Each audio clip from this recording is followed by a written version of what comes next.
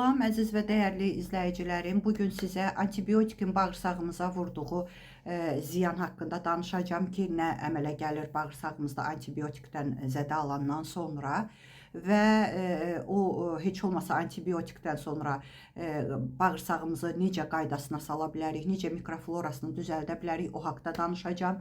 Mənim sizə məsləhətim çalışdıqca antibiotikdən uzaq olun. Yəni, ən əsası, ən çıxılmaz vəziyyətdə qalanda, ən pis vəziyyətdə olanda, əgər həkiminiz doğrudan da savadlı həkimdirsə, sizi pula görə qəbul edən həkim deyilsə, sizi pul kimi görən həkim deyilsə, onun mərhəmətinə, savadına inanırsınızsa, ancaq o halda antibiotik vurun. Məsələn, mən uşaqlığımdan Rusiyadayam və uşaqlarım Rusiyada dünyaya gəlib. İnanın ki, mən antibiotik deyəndə buradakı həkimlər havalanır. Sözün əsl mənasında. Yəni, antibiotik bunlarda yazmaq yoxdur. Amma mən görmüşəm ki, çox hallarda olub ki, Azərbaycanda olmuşam, uşaqlarım orada xəstələnib, adi soyuq dəymədə sırası antibiotik yazıb həkimlər. Götürüb uşağı bura gəlmişəm, reseptləri göstərmişəm, buranın həkimləri deyib ki, yox, bu heç antibiotiklik deyil, adi soyuq dəymədi. Nəysə, çalışın antibiotiklərdən uzaq olun. Siz bilirsinizmi ki, antibiotikləri çox eləyəndə nə qədər ziyan vurur sizin bağırsaqlarınıza. Baxın, bağırsaqlarımızda bizə lazım olan bakteriyalar var, lazımsız bakteriyalar var. Loru dildə izah eləyəcəm. Bir mütəxəssis olaraq, yəni nutrisiolog, diyetolog olaraq çalışdıqca çox elə bir dildə izah eləyirəm ki, hər biriniz anlayasınız, anladığınız dildə izah eləyirəm. Canlı və cansız bakteriyalar var. Siz antibiotikləri çox eləyəndə, bizə lazım olmayanda, belə deyim, lazımasız, tullantı bir bakteriyaları siz qidalandırmış olursunuz. Amma bizə lazımdır ki, bizim üçün lazım olan, vacib olan bakteriyaları qidalandırmaq ki, onlar çoxalsın. Amma antibiotik vurdurduqda, iynəsini vurulanda, dərmanını içəndə antibiotik tərkibli, özdə axır vaxtlar çox güclüləri çıxıb. Yenə heç olmasa əvvəllər bir pensilin vardı, bilirdi ki, pensilin də pensilin idi. İndi cürbəcürləri çıxıbdı, bilmirik heç çoxsunun tərkibi nədir, yazırıq internetdə də çıxmır ki, nə dərmanlarıdır, nə iynələridir. Və yaxşı həkimlərimiz var, onların qarşısında baş əyirəm, çalışın elə həkimlərə müraciət eləyin. Və siz antibiotiki çox elətdirəndə həmən o bizə lazım olmayan, bizə ziyan vuran, belə deyim, bizə ziyan vuran bakteriyaları siz qidalandırırsınız, onları orada çoxalması üçün mühit yaradırsınız və ən çox pis olan göbələyə yer eləmiş olursunuz ki, orada kandida göbələyi əmələ gəlsin. Tək bununla olmur, yəni ən dəhşətlisi kandida göbələyidir. Meteorizm, qaz, köp, qəbizlik, ishal, ən pis dərəcədə elə bir ishal olur ki, onu deyirlər antibiotiklərdən sonra yaranan ishalın qabağını almaq da çox çətin olur. Belə bir ishal yaranır, nə bilim, bağırsağınızın selikli qişasını zədələyirsiniz, mikroflorasını tamamilə pozursunuz. Ona görə də siz onu elə belə bilməyin ki, elə antibiotikdir, nə oldu, hamı vurdurdu, mən də vurdum. Əslində antibiotiki özdə yazılan kimi sizə göbələk əleyhinə dərman da verilməlidir ki, həmən o kandida göbələyə əmələ gəlməsin. Amma o göbələk əleyhinə olan dərmanın özü də bilirsinizmi nə qədər ağır dərmandır. Qaraciyərə o qədər pis təsir eləyir ki, ona görə deyirəm ki, çalışdıqca antibiotikdən uzaq olun. Çünki görün nə qədər ziyanlarını saydım sizə. Amma məcburiyyət qarşısında artıq elə bir vəziyyətdəsiniz ki, mütləq dediyim həmən o savadlı həkiminiz deyir ki, bir dənə çıxış yolunuz antibiotikdədir, vəssalam. Bu olunmasa olmaz. Dediyim kimi göbələk əleyhinə dərman da yazmasını xahiş edin və antibiotikin müalicəsi zamanı da və müalicəsindən sonra da probiotiklərdən və prebiotiklərdən istifadə edin. Tam sağlam qidalanın. Banan, göyərtilər olsun, gözəl, sağlam qidalanın ki, yaxşı bakteriyalarınızı orada qidalandırın. Onlar orada çoxalsın, o pislər çoxalmasın. Ən gözəl də probiotik sizə deyəcəm, ucuzdur, hamının da evində var. Varlısının da kasıbında, qatıq. Amma qatıq sizin ev qatığınız, özünüzün çaldığınız, inək sütündən çaldığınız qatığınız. O, fermentə olunmuş qatıq sayılır və o sizin bağırsağınız üçün əsl probiotikdir. Və yaxud Rusiyada yaşayanlar, Bakıda yaşayanlar, rayonlarda mən bilən yoxdur.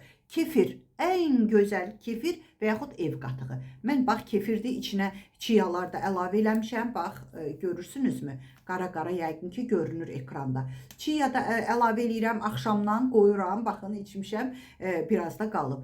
Axşamdan çiyanı əlavə eləyirəm, qoyuram xaladelnikə, səhər ac qarnına da içə bilərsiniz, axşam yerinizə girəndə də içə bilərsiniz. Kefir və yaxud ev qatığı elə bir şeydir ki, həm yuxunuzu da gözəl gətirəcək, həm bağırsağınızı özünüz bilmədən o qədər gözəl müalicə eləyəcək. Antibiotikin vurduğu yan təsirlərdən sizi azad edəcək. Hər gün içə bilərsiniz. Ziyanından başqa ancaq və ancaq xeyir göstərəcək sizə. Və ən gözəl probiotiklərdən biri də mənim videolarım var səhifəmdə, girib baxa bilərsiniz. Ruslar kvaşinli kapusta deyir, Azərbaycanda malakan kələmi deyirlər.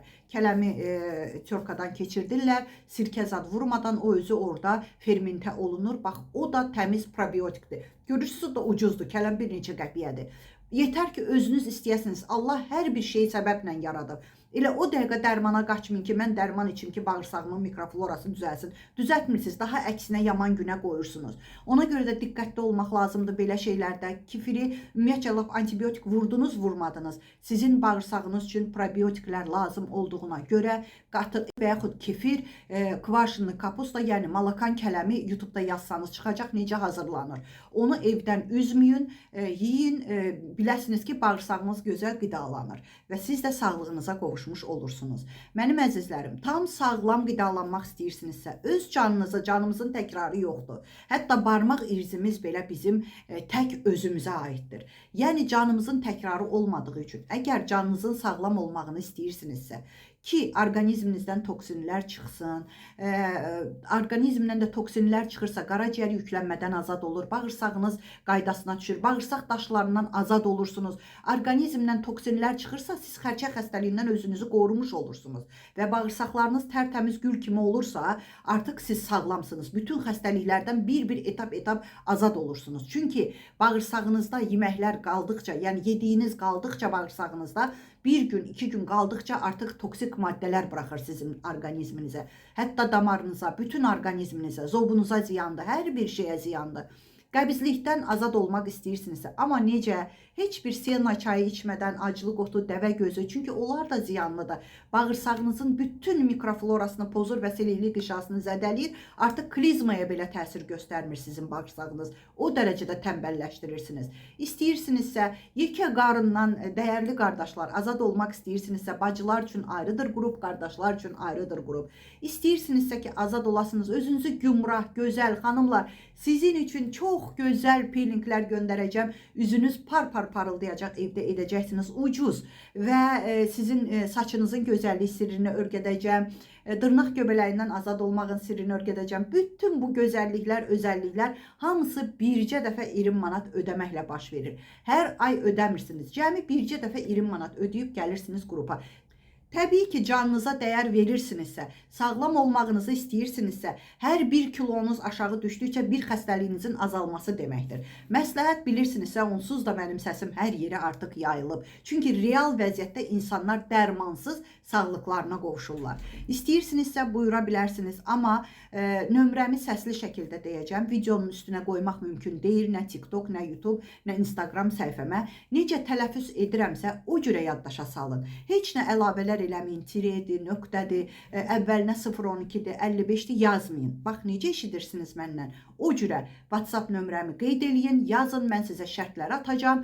Şərtlər sizi qane eləsə, kartı atacam.